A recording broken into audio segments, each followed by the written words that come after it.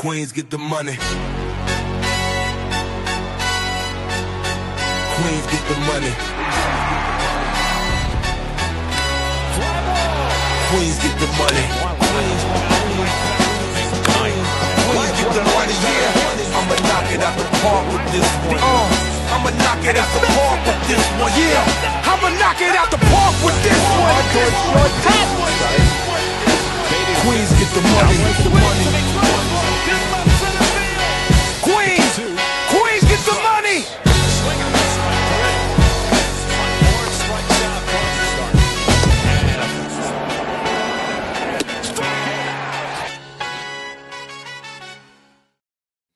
We are back. We are back. We are back. Welcome to Queens Get the Money. My name is Barry Grant Jr. My good friend in the middle there, Silent Assassin. How you doing? Good. Glad to be back after a couple weeks off. So yeah. Summertime, man. You enjoy your summer. We don't have to be here as miserable Met fans talking about how crappy the team looks. We don't care about it. You know? I'd rather be in at the game having fun, or I'd rather be at like some nice day party. I don't care about watching no damn Mets and being miserable. So I'm with you. Tom? Doing good. It was a nice little extended all-star break. I mean, like, you know, we're doing a lot of the heavy lifting for this team, so I think we deserved it a little bit. Yeah, it was getting to me. I'm not gonna lie to you.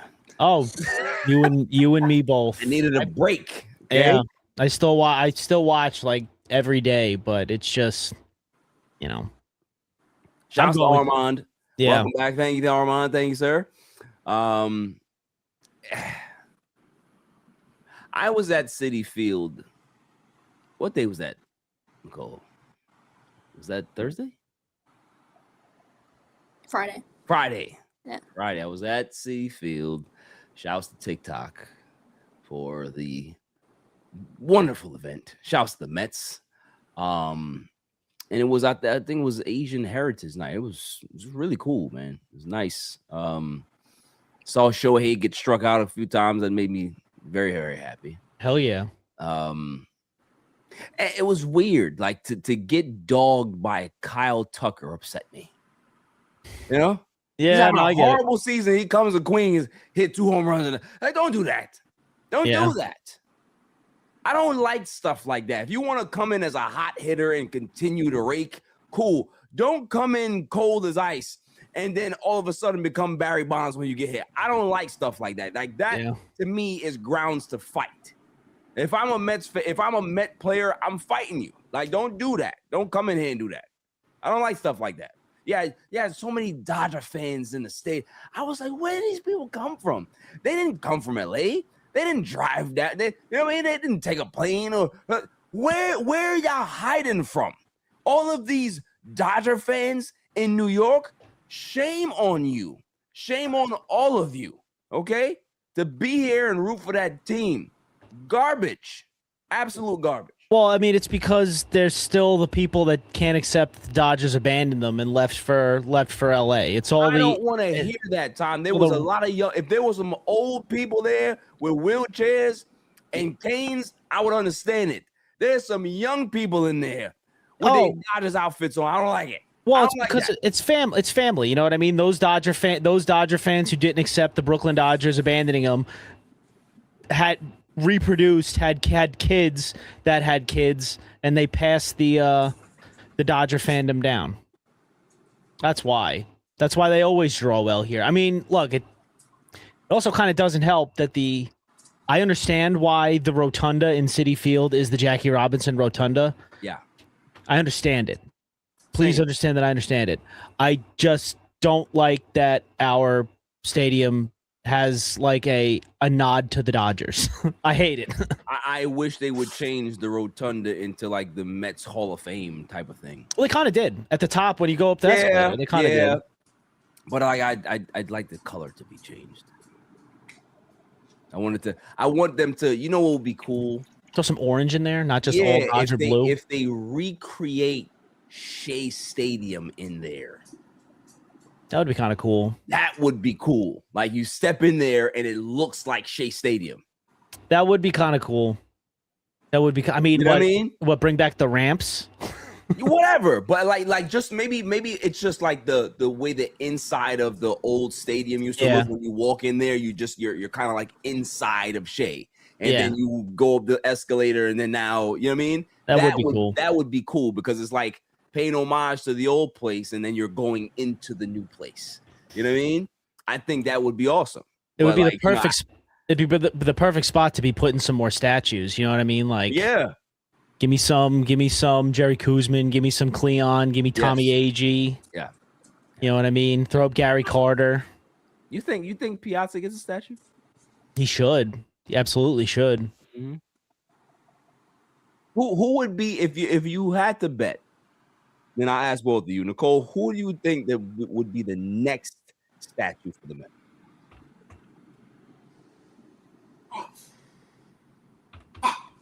Sorry, my dog's in the back. All right.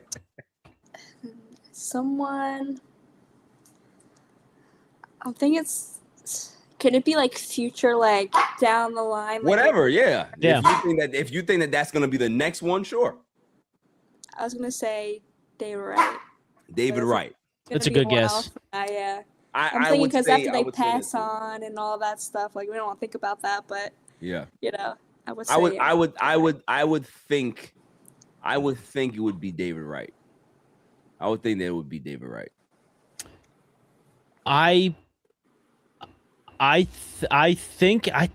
The thing is Piazza had that long tenure with the Dodgers, but everybody remembers him as a Met. I know. I think it should be Piazza, and it should be the home run he hit against Atlanta. Yep. After 9/11. But I really think a 6 statue would be Cleon catching the final out of the 69 World Series. I know we already have Tom Seaver up there, so like I guess maybe it would be weird to do another 69 Met, but like and I obviously wasn't alive for it, but that was just such a cool I don't know, it's just it would be such a cool looking statue. No idea where you'd put it though. I would agree with Piazza. Armand says Piazza, Wright, or Beltran. Here's one that this should be a no-brainer. Darryl. Yeah, I think Darryl could get one. Darryl, with that pretty swing, it should be Darryl. It should be. The only thing that it should be Darryl.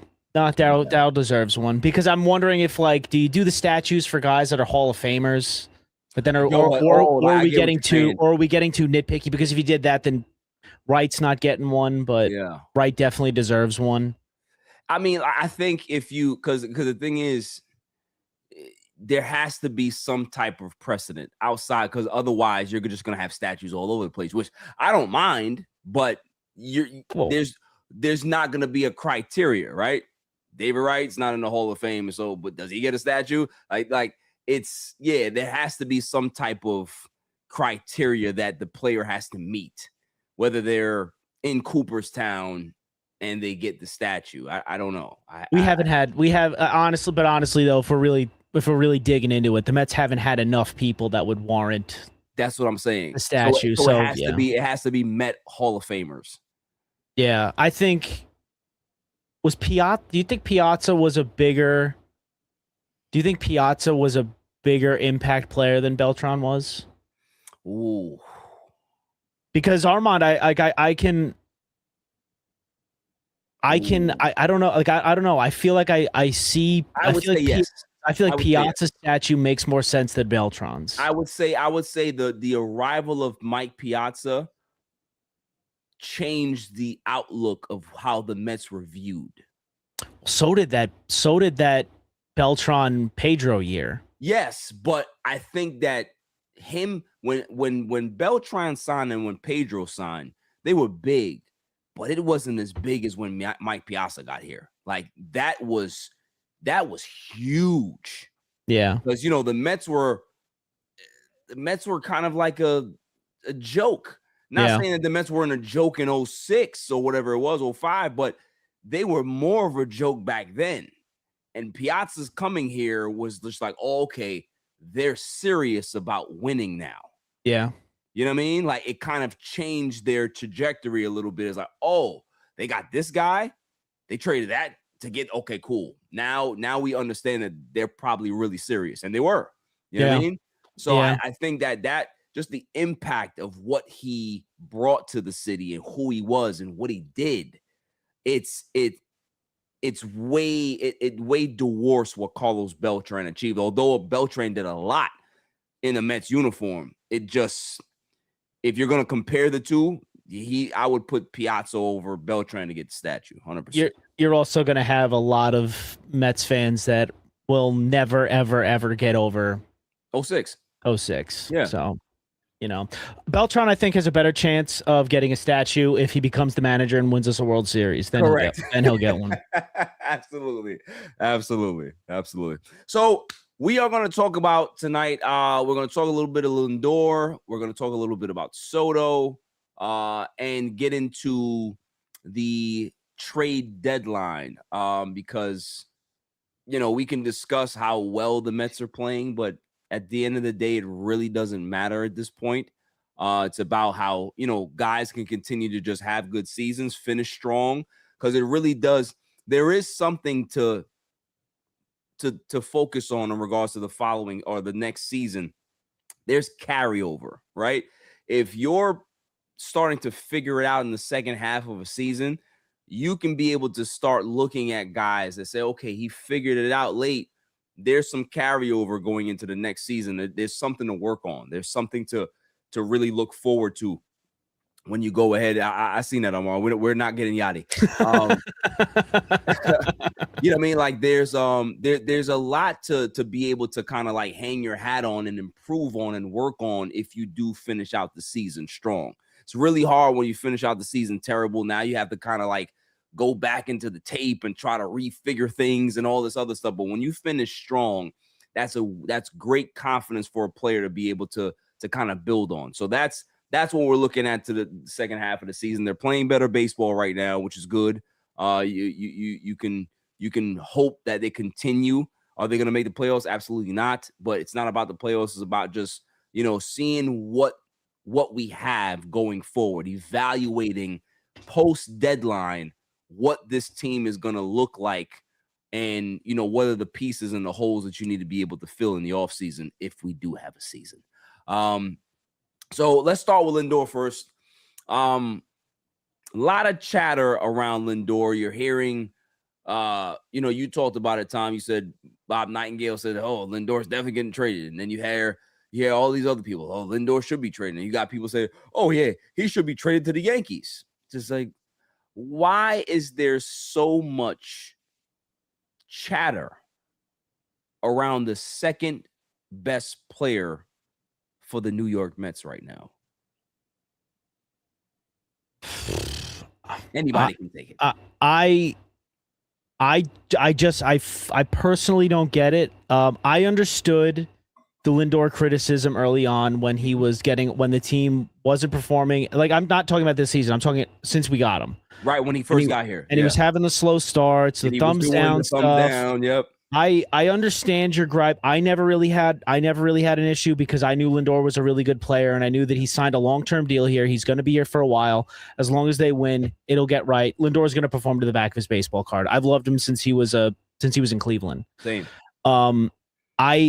I don't get why everybody's deciding to turn on him after we were ready to anoint him captain after 2024. Like, it's not Lindor's fault that Pete Alonso got traded. In fact, actually, there was a quote that we had last week that said we all miss Pete. Like, regardless of how you feel about Pete, Lindor wishes he was still there. They were good friends. Yeah, it's not Lindor's fault that Nimmo got traded. It's the contract that Nimmo had. It's David Stearns' fault that all of these changes happened. Lindor just happens to be here. It's not his fault that he broke his hamate bone, that he got hurt at the start of the year and missed all of those games. I'm sorry, not traded, just signed. Armand he signed with the Orioles. I literally took a red eye from California like 2 nights ago. I'm still like recovering. Like, I don't even know what time it is right now. So I fundamentally don't get it. Like, I don't think he's going to get traded. Bob Nightingale saying that the Mets are going to look to move Lindor in the offseason just tells me that he's going to retire a Met probably, because what does Bob Nightingale get right anyway? And it doesn't make sense. If they trade Francisco Lindor, who takes that spot? Is Bo Bichette going to play shortstop if he stays? I don't think he's a better shortstop than Francisco Lindor. If he's here. Is Ronnie going to get the 5,000th try to stick at the major league level? Or are we just going to... The quadruple A Barry Bonds? Exactly. Like, what are we... Well, Armand, I'm not blaming Stearns for Nimmo's contract. I'm just saying Nimmo got traded because of his contract. I don't get it. I love Francisco Lindor. The Mets are better with Francisco Lindor on the team. I don't see how you trading him makes you any better. Like, you want to win next year. All we keep hearing is this isn't a rebuild. We're going to retool and look to compete next year. How do you do that when you trade away your second best player and a guy that's been in MVP conversations at least the last 4 or 5 years? Like, I don't make that make sense to me, please. Make that make sense. Somebody give me an argument that makes sense beyond his wife is friends with Mom Donnie. Please, for the love of God, somebody give me something. I don't have it. You don't have it. Yeah, I agree. Nicole? Yeah, from day one of the rumors, it's this just doesn't make sense on any side of for the Mets. This is a guy that is, I know it's debatable, but I still think he's a top player in all of baseball. You could debate. No, he is. Top shortstop, top first, second, third, whatever you want to put him in, shortstop in baseball. If you're trying to compete and be competitive for years to come, why would you trade that asset in a position where you don't have anything better, or something you could get better on the market to fill that hole right away and be competitive? It's just too many questions. This is a guy that, granted, he's defensively, he's kind of had an off year since the jump, something mentally, whatever the case may be. We see that Lindor's on himself in the field. But just everything the Mets have needed him to be, he's been that. He's owned New York, after, the down year he had. We talked about his first year, the struggles he had, but ever since then, an MVP candidate, I'm pretty sure every single year since then. If you look at his numbers, they're really not that far off from his time in Cleveland when he was in his younger 20s. I know do you want to say how much WAR matters, but I think it's pretty much even his time in Cleveland versus in New York. But granted, the Mets haven't been great in all those years, so Lindor is the best player, so that's going to be up a little bit. But still, if it were to happen because of David Stearns, I don't know. I feel he just wants to make us upset until we can be proven otherwise. I feel I have to mentally prepare myself just in case, because I don't fully trust him and whatnot. I don't think Steve Cohen will let that happen. I think, if anything, Stearns is yeah, I want to trade him, and Steve Cohen's behind the scenes you're not, absolutely not. You're not doing that. So if Steve Cohen wasn't there, I think, maybe different story, and Lindor would be more aggressively being on the trade block rather than just hearing and listening. Because granted, if the Mets are, I don't want this to happen, but if the Mets were offered something crazy, do they say no? That's why I think part of his David Stern speech, well, he didn't say yes and he didn't say no, because also too, is it smart for him just to outright say yes or no? Just in that instance where if they're given the world for Lindor, for the future of the team, doesn't make sense then to keep him or not. So yeah, I don't want to see a world where Lindor's not retired and Met and at the end of his contract, so I don't want that to happen. I hope it doesn't happen, so I'm just going to sit here and keep my fingers crossed and start praying. Not a prayer, but I'll start praying that he's on this team. So I want to see them win something with him. I mean, that was the goal. That's Steve Cohen's first move, big move, this is where all the changes. This is where like the moment, like okay, like this is a different ownership. This is going to be a different team going forward. We got Lindor. We're going to win X amount of championships. It's been rocky, but I still want to see that through. Like, that would be, like, a big disappointment out of everything as a fan in this Lindor contract to not see anything. Yeah. I honestly didn't even think of that, Nicole. Like, you're right. Like, I understand David Stern's not coming out and saying, I'm not trading Francisco Lindor in case you got that Godfather offer that you just can't say no to. I just don't know what that is. And also, I was just looking it up. We were talking, I think it was off pod before we started about this. There's been no other player that has faced this kind of vitriol that Lindor has. There has been one other player, and it just came to me. Do you know who it was? We just talked about him. Beltran? Carlos Beltran. Carlos Beltran signed here to a big deal, and Mets fans did not like him right away. He did not. He got off to a slow start. I think I'm reading right here. He was hitting 263 with 12 home runs. His first year was terrible by August, and then he had injury concerns. So Mets fans started to kind of turn on him a bit, and then 2006 obviously happened, and people haven't forgiven Beltran since. I mean, but some have gotten softer on him since he came back to the organization. But Lindor, but after 06, even when he was here, Tom, I don't remember it being I'm saying at least in the beginning. In the beginning, yeah, but this is continuous for the last 6 seasons. Well, it ebbed and flowed. I mean, it ebbed and flowed a little. Like in the beginning of Lindor's tenure, it was a little rough because because of the slow start and everything like that. But after a while, since what? Buck was here for 2 years. Yeah. Wrong. Since the year that Buck took the team to like over 100 wins and went into that playoff series against the Padres, I mean, I think it was for the most part on the up and up with Lindor. Yeah, because Buck came in 22 and 23. Yeah, I think it was for the most part kind of sort of on the up and up and all the way going until 2024.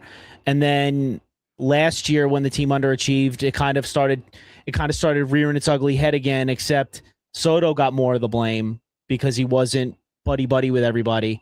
And now it's just full-fledged. Everybody just go back to hating Francisco Lindor. Yeah. And the thing for me is that, and you guys made great points. The thing for me is that, we're talking about this, but it's not everyone, right? The minority it becomes the loud majority. Like if you go ahead and talk to and poll 10,000 Met fans, out of the 10,000 Met fans, I don't think that there's going to be a lot of those Met fans that have a negative opinion about Francisco Lindor, right? Because, like you said, give me one reason outside of his wife and whoever she's friends with why you hate this guy. This is a guy that answers all the questions. He's always there to answer the tough questions. He's always there to be able to take accountability for when he plays bad. He never attacks the media. He never gets defensive. He just sits there. And takes it. So I don't know what more you want out of a player than a guy like Francisco Lindor. Even when he hits home runs, he doesn't pimp things. He just puts his head down and he runs the bases. Like this is a guy that plays baseball the right way. And when you always hear people talk about you got to play it the right way. You got a guy that does that. You got a guy that since 2021, he's top 10 in WAR in the league. Not just in the National League, the entire fucking league of baseball. Mm-hmm. You understand what I'm saying? Like players like him do not grow on trees. You do not trade a Francisco Lindor and get better. It takes years to get better when you trade a guy like that. Yeah. Because of what he brings. I'm not the biggest Pete Alonso fan. But I can tell you that power, you can find power. You may not find the package like a Pete, but you can probably find a guy that can be able to hit 40 home runs at first base, right? You'd be able to walk into that. But can you find a guy that can be able to give you the package that Lindor's bringing you? The defense, the average, the home runs, the stolen bases, the media training, all of the things that you want in a prototypical star for your team.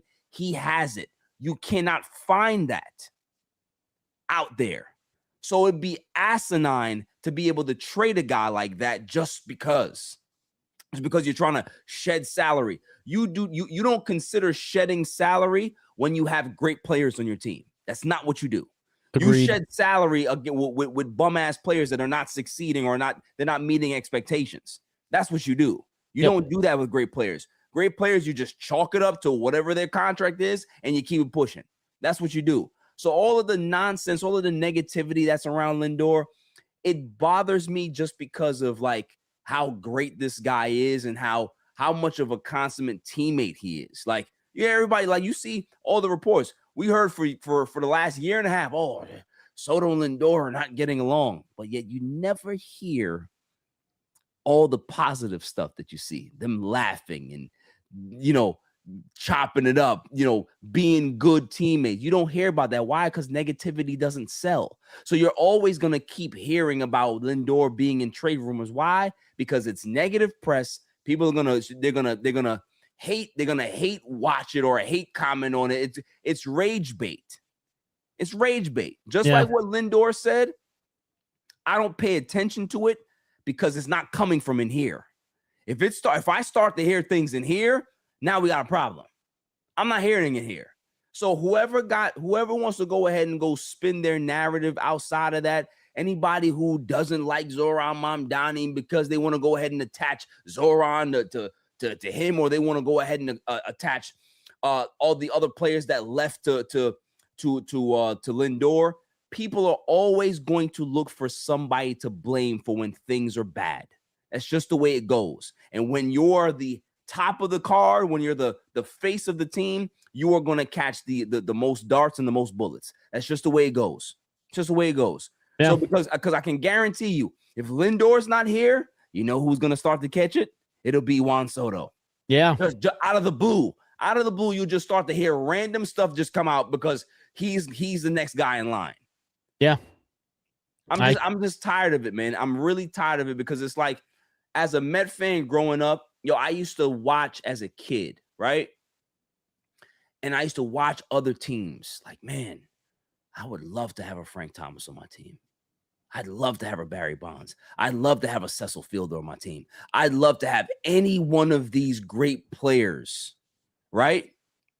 I used to dream about having a Ken Griffey Jr. and Alex Rodriguez. Whoever the best players were, God, it would look good in orange and blue, wouldn't they? Right? I would say this to myself. And you finally get some of these players and the fan base does this. And I'm just like, what the fuck is wrong with you people? What is wrong with you people? They're used to watching, instead of all those guys you just named, they're used to watching Richard Hidalgo and over the hill Mo Vaughn, Eric Valent, Colin Cowgill, Kirk Neuenhuis, Jason Bay. Oh my God, Jason Bay. I'll never forgive that man. I defended him like David Stearns, and he blew up in my face. Benny Agbayani. Hey, no, don't disrespect Benny. Benny was the man. Nah, I like Benny. Benny was the man. I like Benny. But Benny was cool. Ronnie Cedeno, Timo Perez. Oh my God.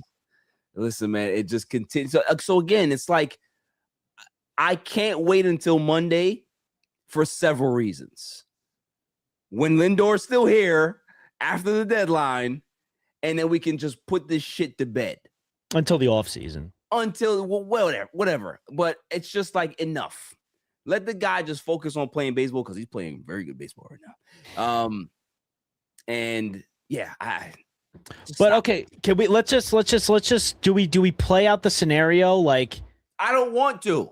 Yeah, okay. All right, but go ahead. I was gonna say, like, because I guess I really, this is a tough question because I don't know exactly other teams' farm systems, but like, what is that Godfather offer that you can't say no to? Like, what is it? Is it Fernando Tatis Jr.? It's Fernando Tatis. If you listen, all the stuff that I just said, you can get rid of it if you get me Tatis. Okay?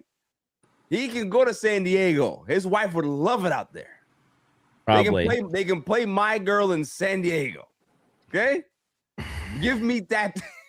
That man is he's playing some great baseball. He is playing some great baseball. I think the length of the contract is still the only the same. That scares me. It's the same. Is it? He got like maybe 6 years left. Lindor got 5. What are we talking about here? Really? I thought it was longer. A few more. Didn't he sign like a 14-year deal when Is he it signed more? it? I thought he signed like a a 13, 14, something like that. You really? His contract covers 2021 through 2034. Wow. That's another 9 years. Yeah. Also, why I too, don't- What is he, 26? He's where are we? He's 26. Yeah, he's a kid. Come on. Give me Tatis, man. 27. He's 27. Him and Soto the same age. Come on. Yeah. Give me 2 guys that can be able to retire at the same time. They like each other. All right? Pair them up. Pair them up. I love. You know my Tom. You know my line, right? You know what I'm gonna say. Give me both of them. Give me both of them. Okay? That needs to be a T-shirt. Yeah, exactly. Give me both of them. That's all I'm saying. But outside of that, like, I don't think that there's a Godfather package because you're not gonna see the Kansas City Royals say that they're going to trade Bobby Witt Jr. It's not happening. They were talks that might happen. I can't see it happen. Or Junior Caminero. You think the Rays are going to trade him? Yes, I do think that's going to happen eventually. Well, he can come here. They don't pay anybody. He can come here then. They don't pay. Yeah, they don't. That one I. Owners, they may tap into the pocket. Yeah, I'll believe that when I see it. That guy's really good, isn't he? Yeah. No, but I think to me, you trade Francisco Lindor if your idea is to rebuild. Like if you're rebuilding, because I'm sure you could get something. I'm sure you can get some prospects for him, but you're not going to get anybody that's going to help you right this minute. Well, the problem is you'll get some prospects for him, but you have to pay the bulk of the contract that's remaining. Yeah. You know what I'm saying? So like, hey, if he has 4 years left on the deal, you're going to have to pay three of those 4. I don't care about money though. No, I know they don't care about money, but it's just about like there's a responsibility or requirement that you have to go ahead and compensate a team to be able to do so. You know what I mean? Like that's the whole thing. Yeah.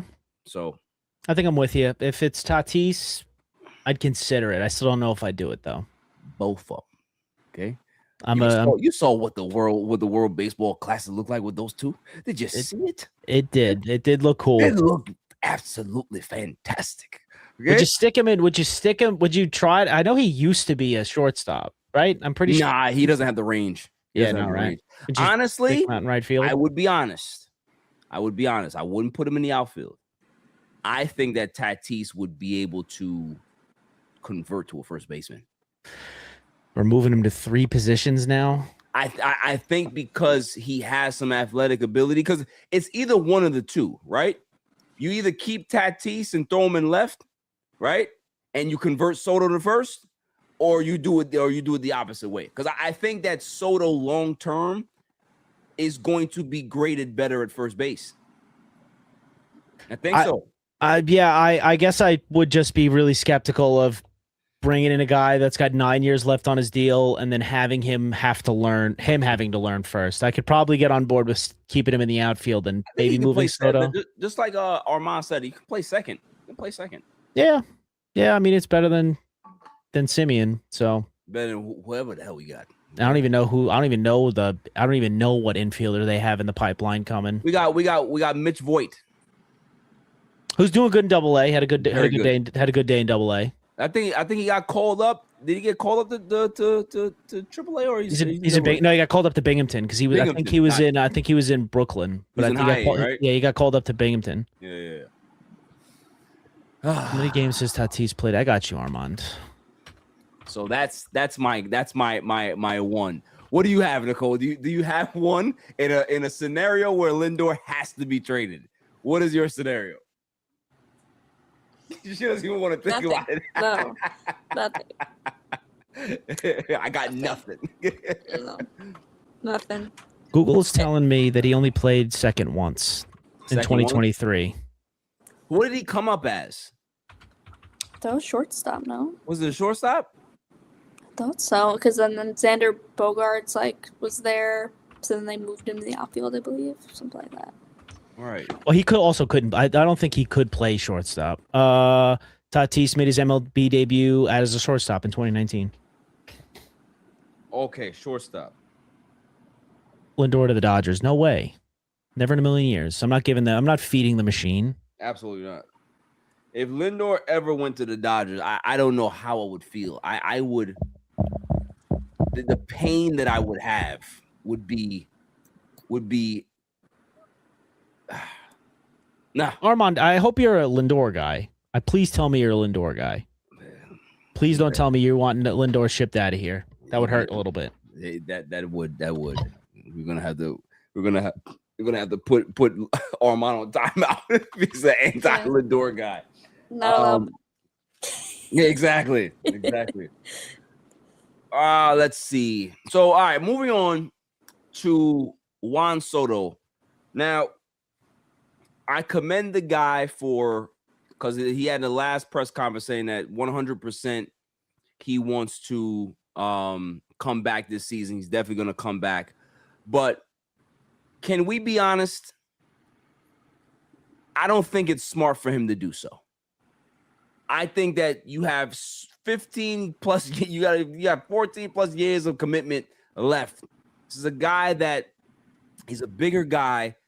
You know, soft tissue injuries need to heal completely, because if you don't do so, there comes a tear, and you don't want to tear, because tears need surgery, and now you have to go ahead and rehab that. And now, instead of him just kind of resting and kind of recouping and getting his regular rehab or regular off-season regimen going, you're not having to rehab to try to make up.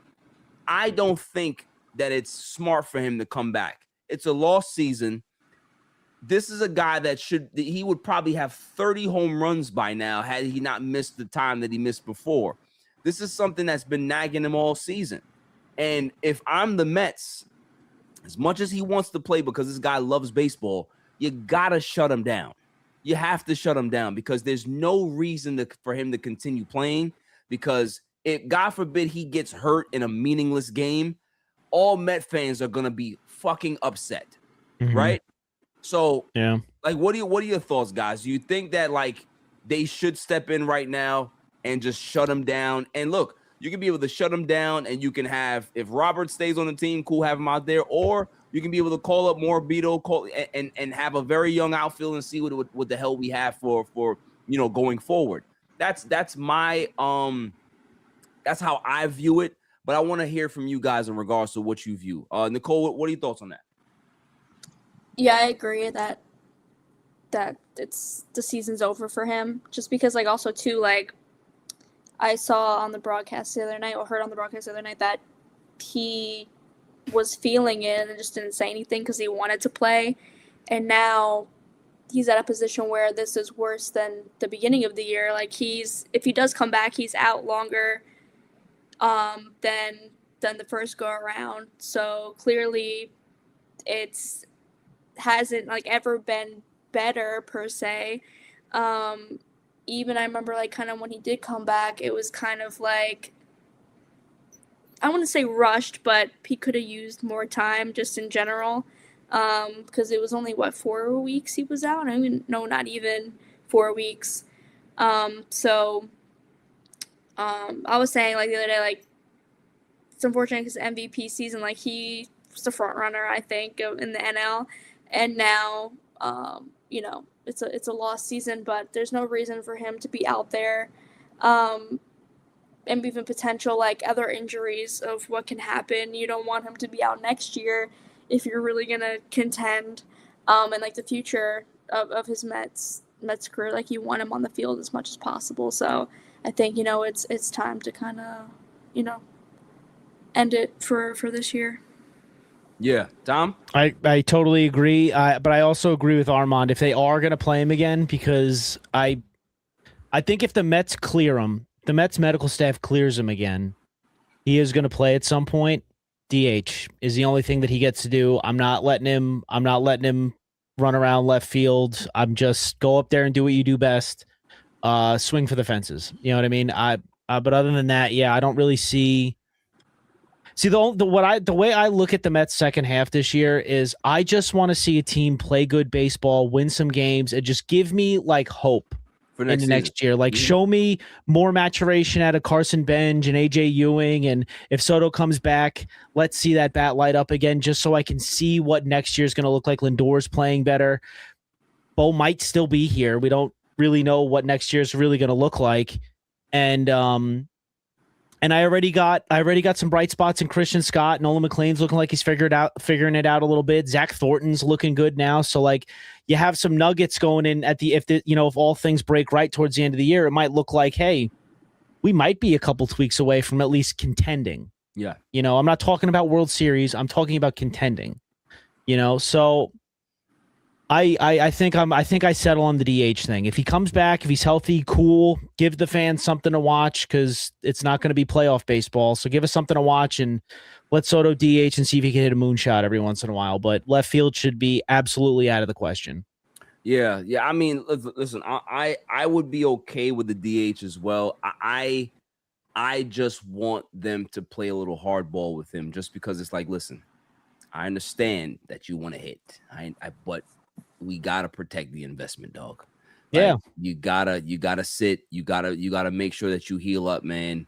And we'll come back next year, ready to roll, and we got everything on deck because although he's DHing, you can still, like, even if you have some type of calf tightness or calf soreness, like, it doesn't make it go away. But just because you're DHing, you know what I mean? Like, you running the first base, you running the bases, you can be able to pull something right then and there. You know what I'm saying? Like, it's. I think that's where he heard it the first time. That's what I'm saying. So it's like, it doesn't even really matter if he's in the outfield or he's just DHing anyway. It's at the point now where the more he runs on it is the worse it's gonna get. And whether he's DHing or in the field, whatever, it's to the point where you cannot mess with soft tissue injuries. You just can't. No. Because once those things become nagging, you now have a big problem on your hands.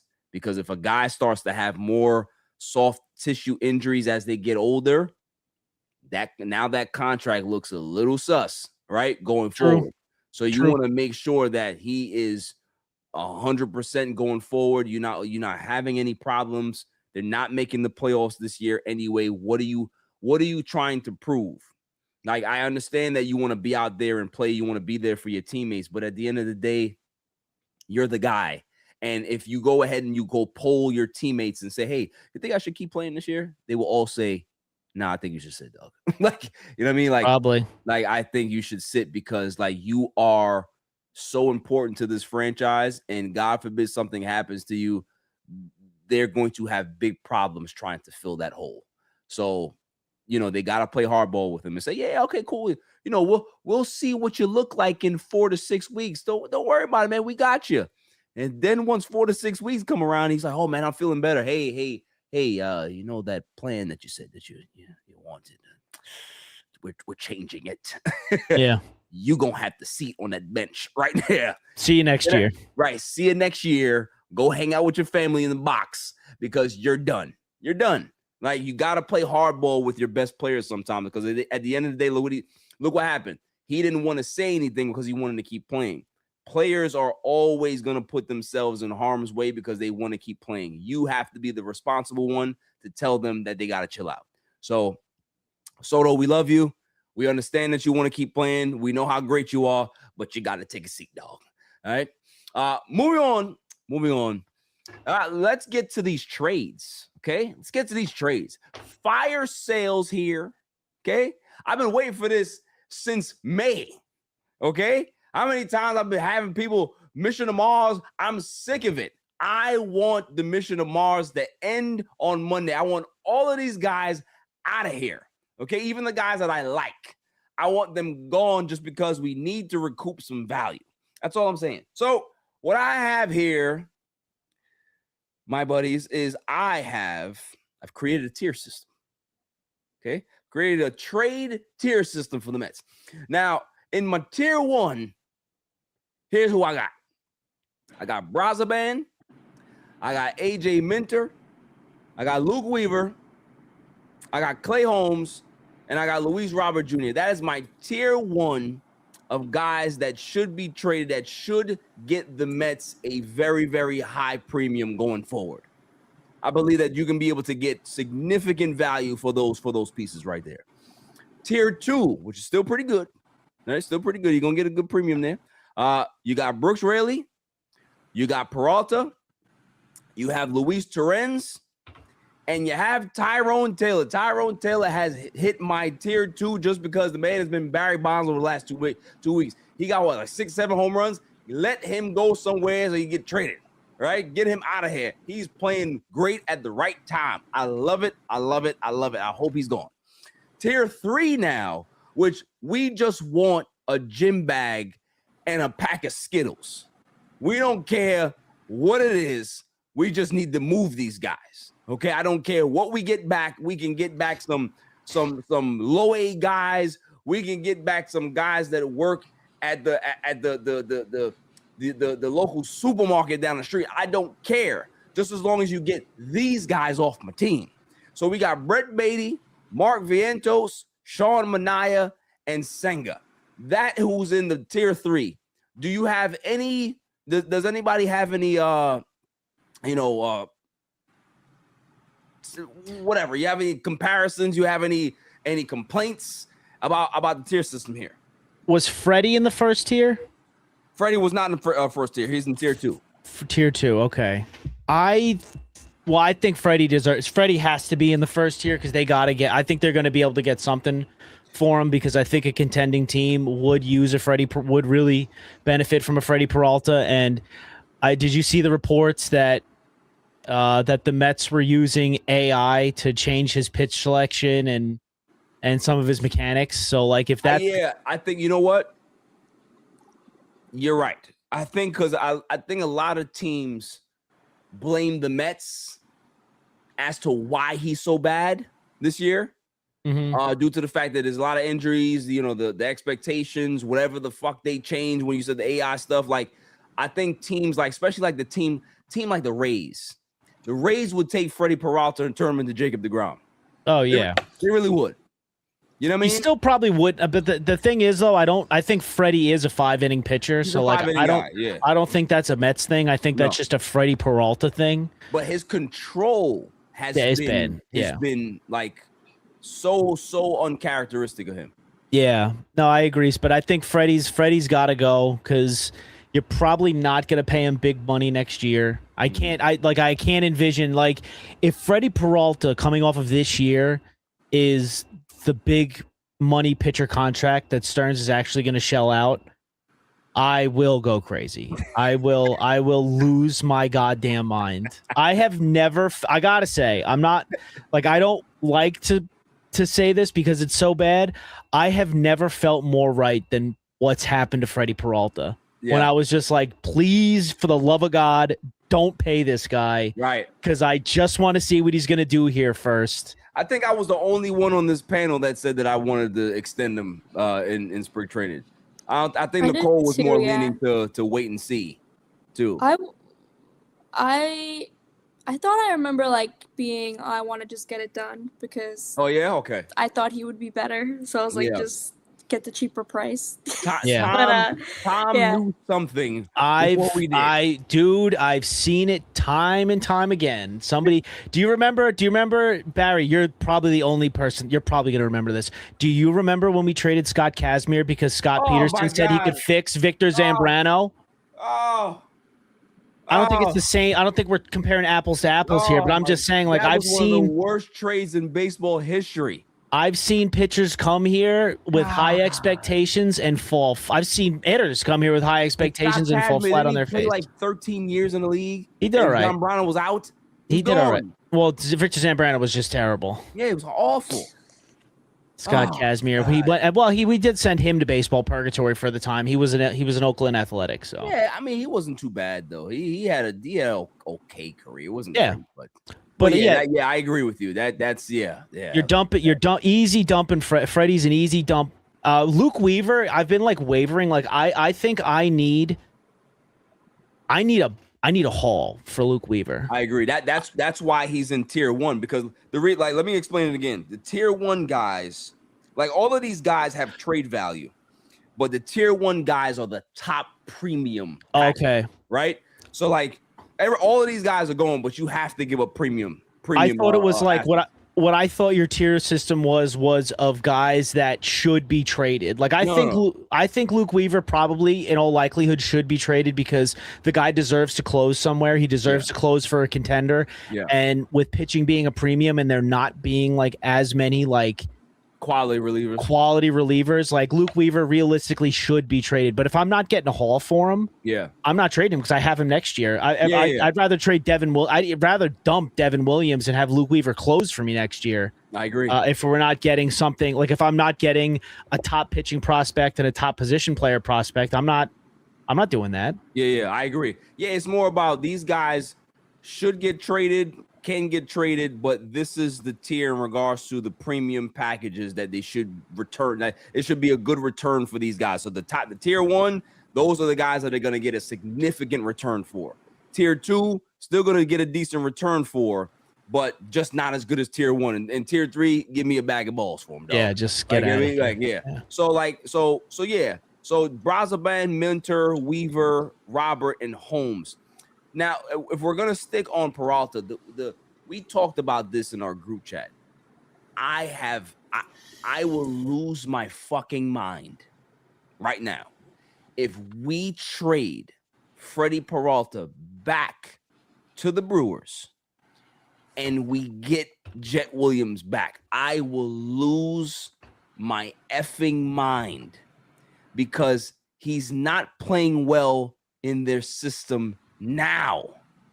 He wasn't our best shortstop in our damn system. It was AJ, right? AJ played second. Well, yeah. But so my thing is like, I don't want Jet back. And if you're making a trade for a guy that you traded for in the same season, you deserve to be fired. You deserve to be fired. Nicole, let me let Nicole take it and you can take it. Do you agree with me or not? Like, you traded for a guy and you traded these prospects. Now the guy is shit. The team wants him back and then you want the guys back? When you ever seen those stuff like this?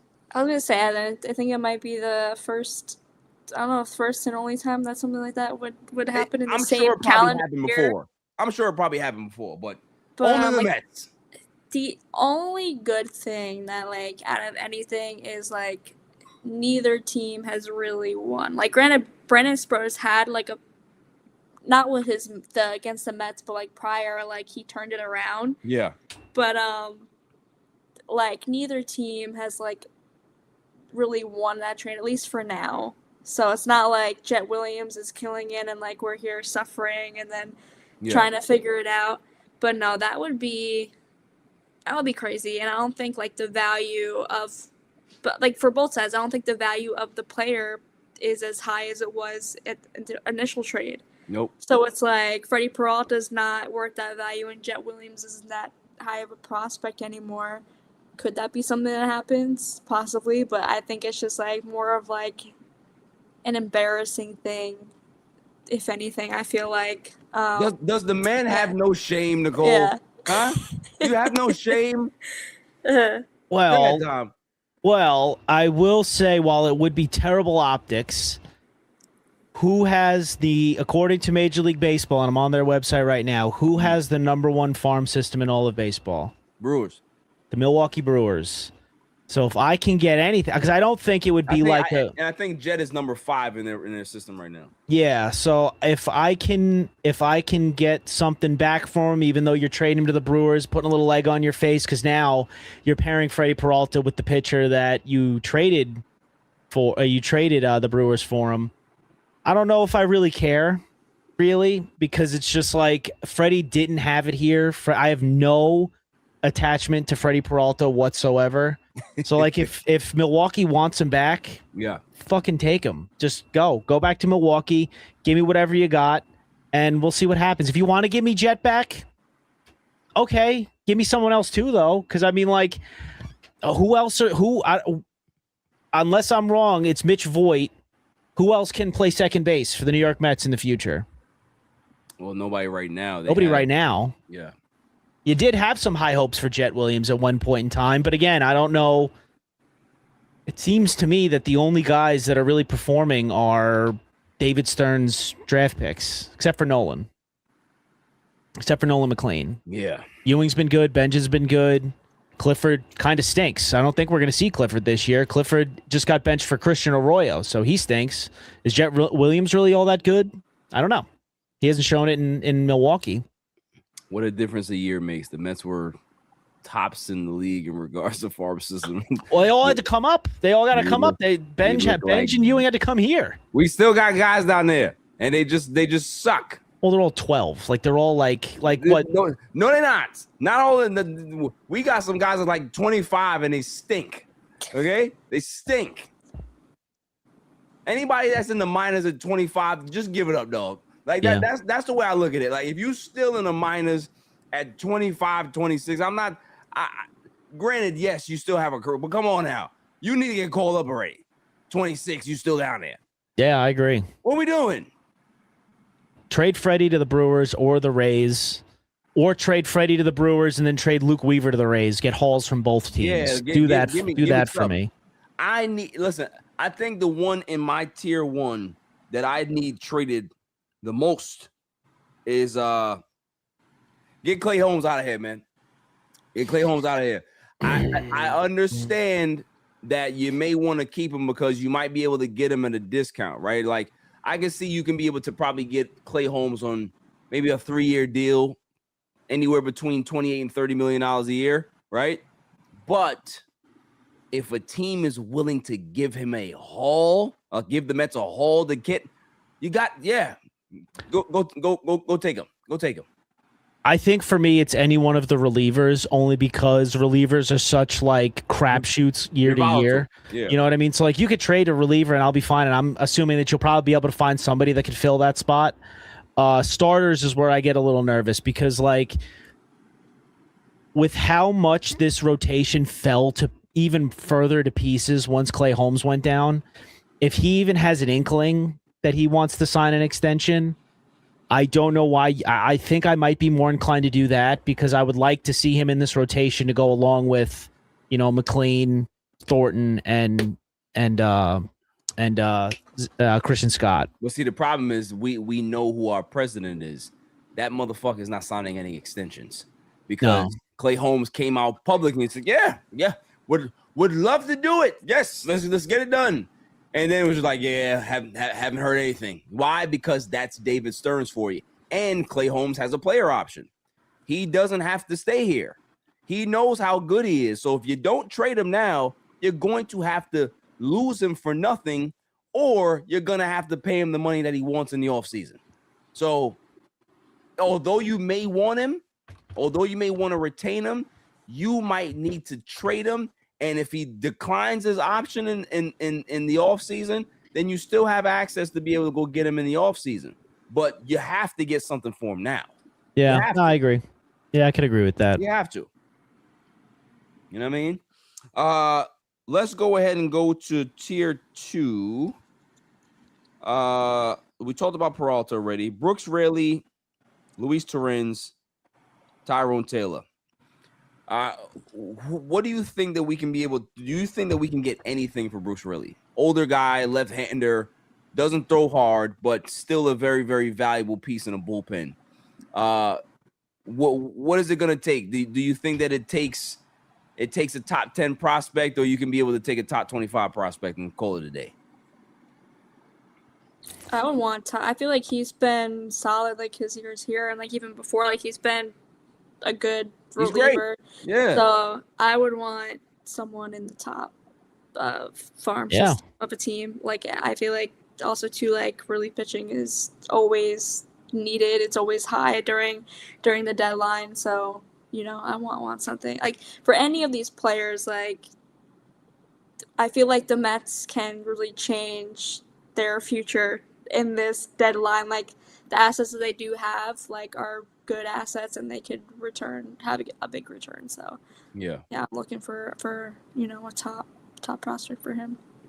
Yeah, I agree. I almost would put Raley in the tier 1, simply because, like, again, like for me, the the one bright spot the Mets have kind of sort of had this year has been the bullpen. Yeah. And with bullpens being, like we keep saying, bullpens are at a premium.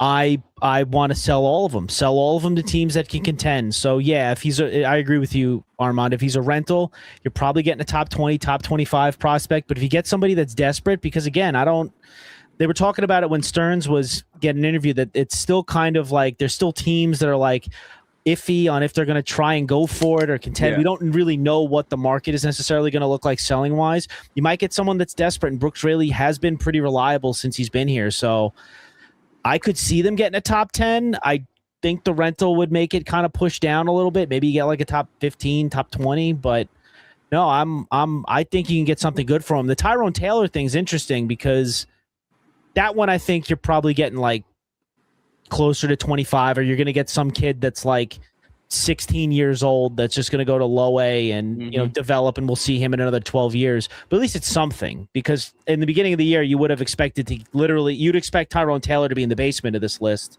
right, and we'd be getting a bag of baseballs for him. And Luis Torrens, I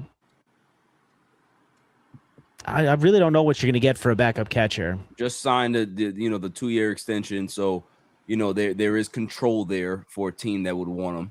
That's why he's in tier 2 for me and not 3, just because that he does have value. Well, he's one of the best defensive catchers in baseball, right? So that is extreme value at that position for a position around baseball that has not been spectacular, right? True.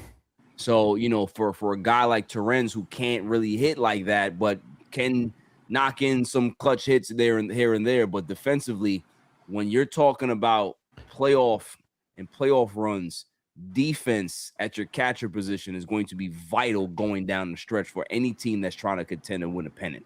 So I think because of that, there's a very, very high possibility, if they actually are thinking about trading him, that he does get a decent return, or you get a decent return back, whether you get a top 25 prospect or something like that. I can see a team taking a chance on a Torrens just because what he is, right? He may not ever be a 260 hitter, but there's no way you're going to run on that guy. And that's the value that he brings to a baseball team. You know what I mean? I get what you mean. I just like with the way that I feel like baseball trade deadlines have worked out. I feel like it's, for the most, maybe I'm wrong, but I feel like it's mostly been the pitchers that get you like your top premium, your top premium. So like trading Luis Torrens for me seems like we're doing that to just get some more organizational depth and maybe a piece that's going to help us down the road. Like this isn't going to help me tomorrow. This is going to help me way down the line. That's how I kind of look at Luis Torrens. I don't think we're going to get anything that's necessarily going to impact the New York Mets in 2027, unless it's like a reliever that's like on the precipice of being able to come up and a team is like, okay, we can let that one go.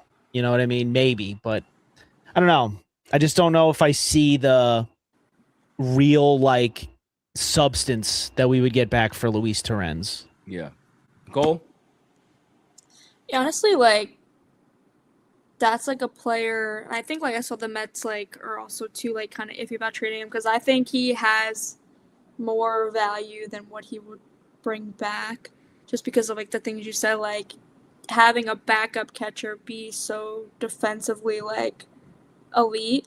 I think that's like so important, and I always call him like Mr. Clutch anytime he's up, and you need to run, like he's always getting that. Yeah. But do anything else, but when he's in those bases loaded or someone in scoring position, he's always getting them in. Yeah. So I think that's more valuable than anything that they could get in return, because like I don't really see like what they could get. And like the Mets need catchers, so I feel like it's a fit here. So I don't really see him necessarily need to be traded during this deadline. So I think I agree. I mean, it's a very reasonable contract that he's on too. So it's not like you have to dump salary because you have this albatross of a contract at your catcher position that is not giving you offensive production. An $11 million extension is not a big deal. True, and if we're not again, and I noticed that Francisco Alvarez isn't on this list at all. So like I'm glad, like I'm not ready to give up on Alvarez just yet because he's still so young and has so many years of control. But if he's a guy that gets hurt a lot, I think I want security. Luis Torrens to be back there because I at least know I got a guy that can call a good game and throw guys out. Because, I mean, say what you want, I think like as far as throwing guys out at second, the Mets have guys like in spades, like him and Alvarez just like gun guys down regularly. And, you know, I don't want to, the Mets don't have any other catchers to bring up and take that place. I don't need Hayden Senger or Kevin Parada. Yeah. Although, Armand, I just want to say something hilarious about what you just said. Could you imagine Tyrone Taylor is the ad because Aaron Judge and Giancarlo Stanton are hurt? Could you, and Cody Bellinger now? How hilarious would that be? You know what? I actually have one that I did not add to the list that should be here. Who? In tier 2. My man Mike Talkman. Talk to him. He hasn't played though. I'm not even kidding. If he can be able to come back, he would be a great fit for the Yankees. He's got to play though. He's been there before.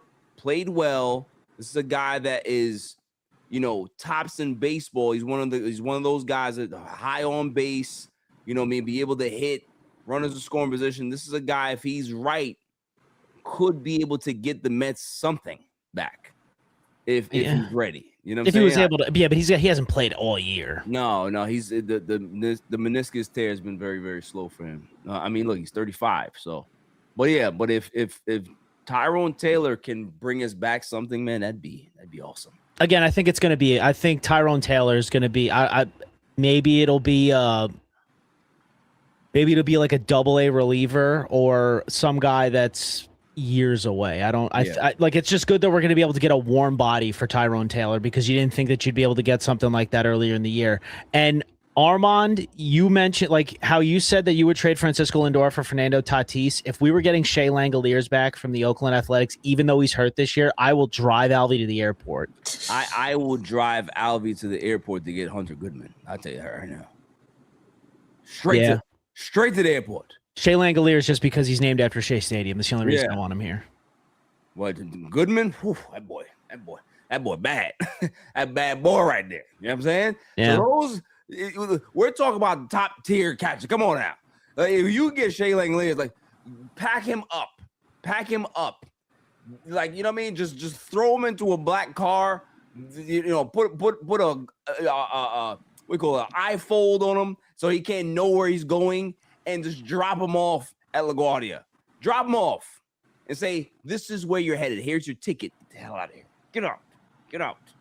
Right? So. Is that possible that we can be able to get Shea at some point? No, I don't think so. Why? Because I don't know if Oakland will probably trade him eventually. Because how many years he got in the league right now? What's the service time? Shea Langoliers service time. Like 3 years, something like It's not that long. 3, something. 2 or 3. Langoliers service time.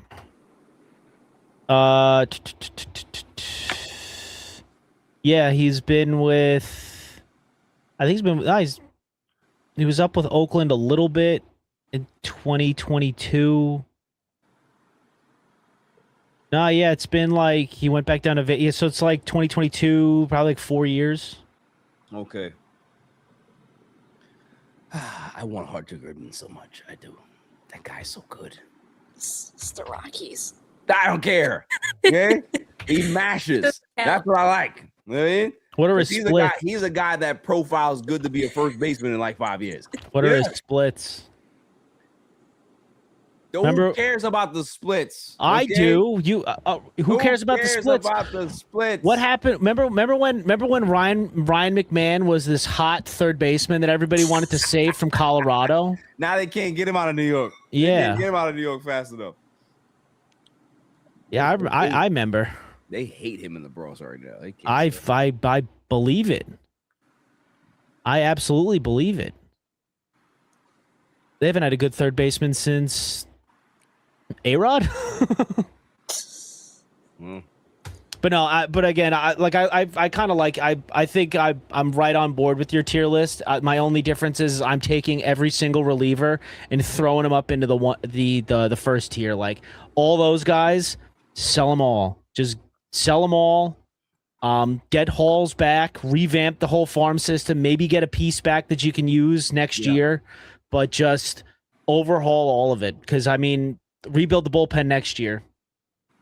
You did it once this year. Rebuild it next year. I'm cashing in on all the chips that I currently have, and we'll figure it out. Wow. You know what I mean? Free agent 28 turned down an $80 million extension. He better turn that down because he knows that there's a bag coming for him. Oh yeah, okay? Yankees are probably going to back up the Brinks truck. He got at least 250 coming his way. At least Yankees are going to back up the Brinks truck for him probably. 250 coming his way. So. And your bottom tier ones, I completely agree with too. Just get them out for the sake of getting them out. Yeah, I don't care what we get for them because you can package off. There's teams that will take Mark Vientos just because he's, I think he has 1 year left of control.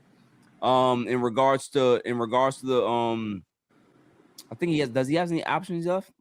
I don't think he has. I don't think so. I doubt it. But he's a young player, so the fact that he's a young player.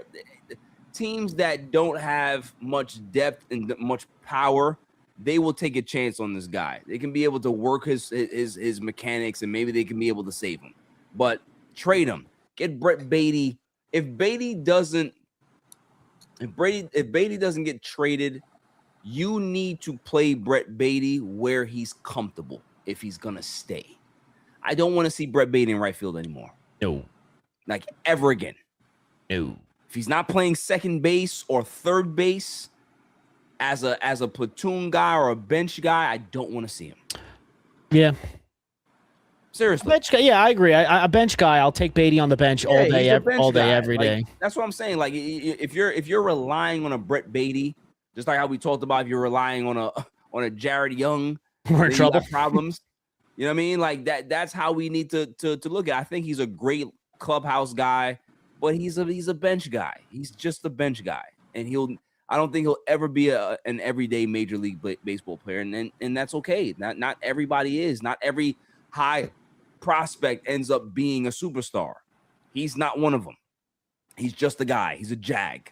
Yeah, you know what I mean? I don't think Vientos is going to get traded though, because I feel like the deadline people are mostly trying to trade for guys that are going to help you right now. I don't even know when we're going to see Vientos again. Mark Vientos couldn't help a Double-A team right now. Well, that's what I mean. Like Mark Vientos, I think he gets either moved, cut, whatever they can do.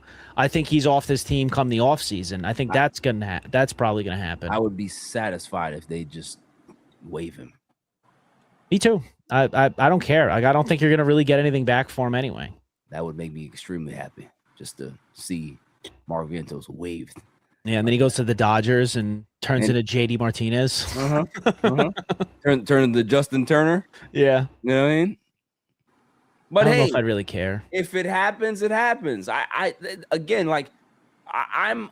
so good with like people that leave here and they end up turning into stars.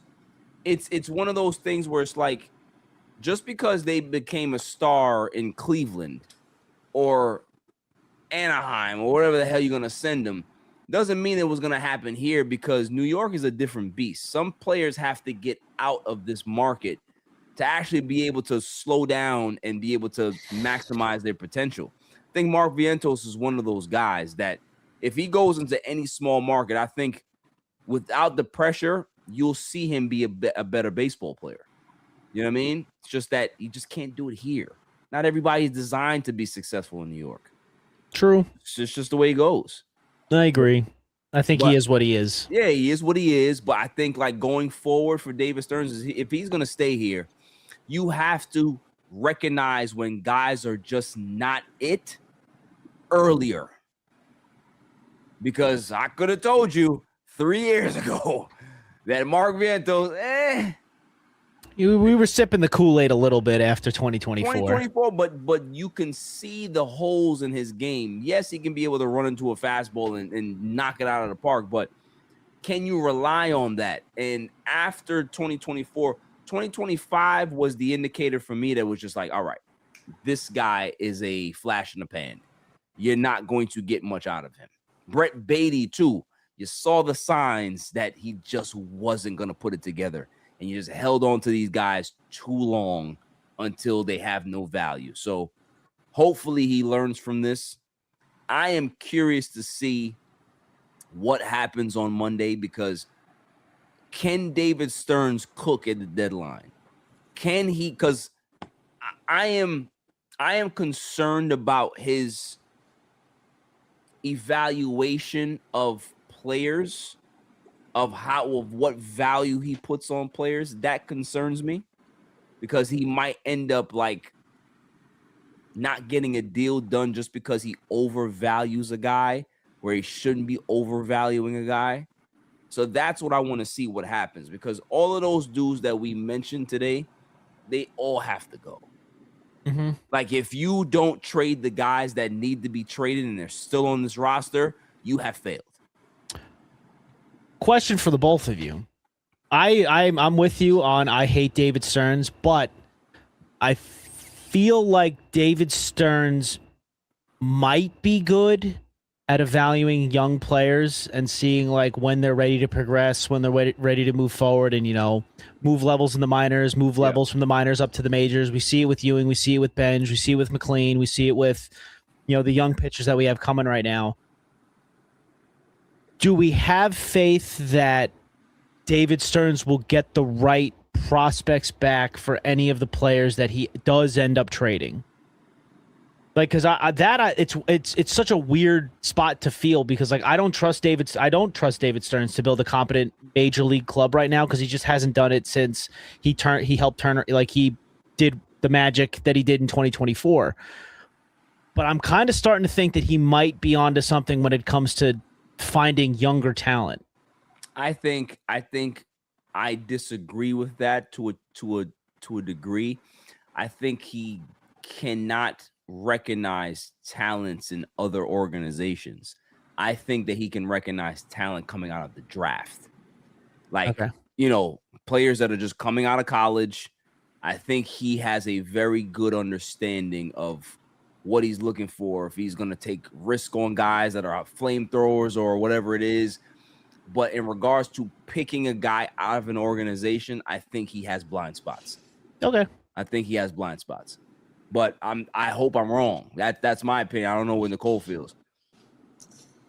Yeah, I mean, I personally haven't seen like a player on like either the Mets or even the Brewers, like a prospect kind of become a superstar. Like some of the players, like I think Mizorowski, he drafted, like someone like that is just crazy. And some of the other guys that came up in the Brewer system that he was a part of, I think he's very talented there. And then so far what we've seen from the Mets players he's drafted have worked out really, really well. But other than that, like, I mean, it's clear with major league talent, he's just not aware. And prospects that have been moved, I just haven't seen it yet. So hopefully that is the case and we get back some really, really talented players. But it's just kind of a wait and see for me on that end. Yeah, no, I get that. I understand why you'd feel that way. I don't know. I kind of agree with you, because he does evaluate our farm system a little better. I guess I can't be all that confident that he's going to evaluate another team's farm system that much. Yeah, that's my concern with him, is that I just don't think that he evaluates other farm systems good. I think that's where like that's a weird thing, because David Stearns did come from Milwaukee, and Milwaukee notoriously is one of those places where they're not going to give out the big deals like the big market clubs do. So they kind of have to be a little bit more shifty when it comes to like acquiring players in the draft or acquiring players from other teams. So like I'm weirdly confident that because he has those skills from his previous stop. Yep. I'm confident that part of it is going to be, we're going to get some good value for those guys. Yeah. The problem is that that's not all that it's going to take to push the Mets forward. Like he is going to have to make some major league Yeah, major league moves. And that's a concern, right? Because like we've talked about just getting prospects back for our trade stuff, right? But they are going to be in the business of acquiring major league talent as well to be able to stockpile for next season and seasons after that. Like, right, they're gonna want pitchers that are under control. So whatever they're gonna give up for that, they're gonna have to give up for that. So that's a concern for me too, is that, okay, if you're gonna give up some of our prospects for some guys that have control at the major league level, can you pick the right guys at the major league level to do so? Because if you don't, you're going to be in big trouble, because you're going to deplete this farm system, and now we have a major league roster problem again, right? Yeah. So there's it's a multi-layered issue that I'm not confident that he can do, but I hope that I'm wrong. You know what I'm saying? Yeah. So, like I think I would be more concerned if we're using some, because there's a good chance that we trade for guys this offseason. I mean, this trade deadline, and then use those same guys to trade for guys in the offseason to make the team better. That would make me more concerned. Yeah. So we'll see what happens, guys. Monday will be an interesting day. Mm-hmm. I hope we can smile, because if there's guys that are on this team after the deadline, I'm going to be very ornery when I come on here. I'm not going to be happy. Not, get them all gone. Okay. I don't care what you do, what you get, because there's talent everywhere, right? Even if you get low A guys, you never know who pans out. You never know. Just get these guys out of here. That's all I care about. Bring up the kids. Bring up all the kids. Dylan Ross, Ryan Lambert. Bring up Will Watson. I don't care who it is. Just let them pitch, and let's see what the hell we got in that damn system, because you never know who's going to become the star. That's all I care about. I've seen enough of the major league roster. Just get them gone. And I saw Devin Williams today get a save, and he was all hyped. What are you hyped about?